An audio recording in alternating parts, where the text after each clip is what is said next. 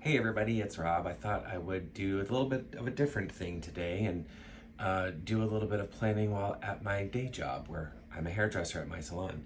Um, One of the things that has been going on recently is tracking my health and fitness. I've been on a bit of a journey the past year, and my Hobonichi Weeks has been the go-to for tracking all that information. But I think I mentioned in my last video, it's really the only thing that I'm using it for. And this thing is really designed to be an everyday carry, and it has a lot more to offer than just what I'm using it for. So I was wondering, is there anything else out there that could maybe take the place of this, since I'm not using it to its fullest capacity?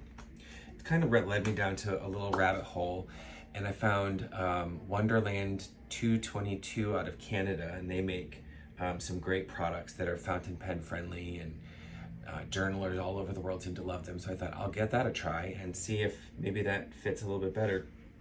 So some of the things that I use in the Hobonichi Weeks that I really wanted to keep in the new one, they're kind of like non-negotiables for me. I really like fountain pen friendly paper, because sometimes I do bust out a fountain pen. Not at the gym, of course, but while I'm planning and sketching out the next week's layouts and stuff like that. I also use dot markers to keep track of things, and sometimes that can bleed through regular paper. So fountain pen friendly paper usually does the trick.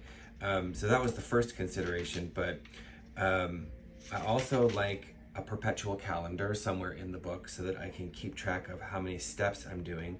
I use a color coding system, and I also keep track on every day whether I do a workout or whether I'm just walking only that day. I'm trying to do something physically fit every day of the week for at least 30 minutes, and that's really been helping me be successful so far. So keeping a perpetual calendar helps with that. I don't use the monthly calendars for very much at all, even though I did lay out some deco because I thought that I would, but best laid plans. I used the weekly layout the most, and in the weeks version, it's a horizontal layout with a notes section on the side. So I would kind of break it down bullet journal style and let myself give a little bit of creative free rein and track a bunch of different things. And over the course of the weeks and months, my needs have changed and my style has evolved, and now I'm at the point where I've got it pretty well refined, and it's a simple, I think aesthetically pleasing layout, largely based on how Helen is doing hers with the base layout, and then I track some different information than what she does.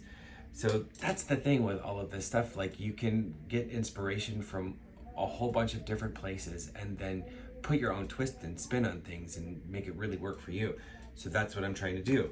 So I've got this Wonderland 222 A6 core notebook with the weekends stacked. What that means is in the main body of the book, where they've got their week's layout, you've got a vertical layout of the entire week, but your weekend is stacked one on top of the other instead of having its own columns. I don't really track a whole lot on the weekend, so that's perfect for me because it gives a little bit more width to the other columns, and I can have a little bit more room to write some data down. I'll go through the other sections of this that I like a little bit more, but that's the main thing I wanted to point out. I also want to do a quick little walkthrough of each section and what I'm going to use it for, but I will switch views for that so I can grab an overhead view and you can see what I'm doing as I make a layout for next week. But real quickly, the thing that I wanted to point out was it's got the fountain pen friendly paper. It's very thin. It's not as thin as the Tomoe River in the weeks, but it is Tomoe River paper, so it's going to have those same characteristics of showing off shading and sheen if you use those kind of inks and nibs. The paper is very thin and flexible, and people who, if you know, you know, but you can literally hear the difference in Tomoe River paper. It just sounds crisp. If you've touched it, if you've worked with it, you know what I'm talking about. It's really nice to work with. So it's got the paper that I like. It's got a different layout than I'm used to. I'm gonna give it a whirl. I'm gonna really give this a try and see. Did I reach my goal of finding a notebook that only has what I need? No, because this has pretty much everything that the Weeks does. I will say, I think that I'm gonna like the fact that it's smaller, because when you're carrying it around a gym, I can have this on top of the treadmill that I'm running on a little bit easier. It takes up less of a footprint than the longer Weeks does. It's a little bit wider, but it's much shorter, being an A6 version. So this is gonna be a little bit more portable.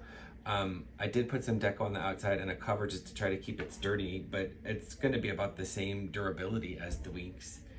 So did I save myself anything? Nah, but I'm gonna have fun playing with it.